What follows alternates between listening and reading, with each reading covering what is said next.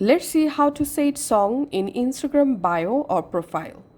Instagram allows you to add a song directly to your profile bio, making your page or profile more professional, just like old school or MySpace vibes. Let's see how to do that.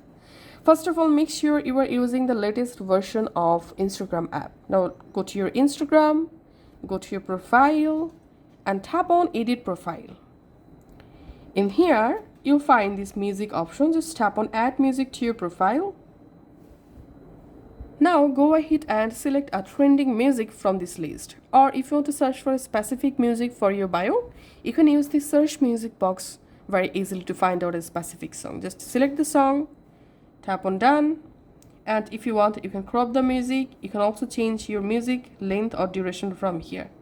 Tap on Done, and we can see I've successfully added a music on my Instagram bio or profile.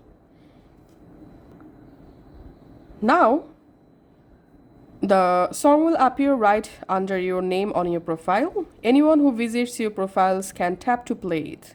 You can change or remove the song anytime by editing your profile again. Thanks for watching.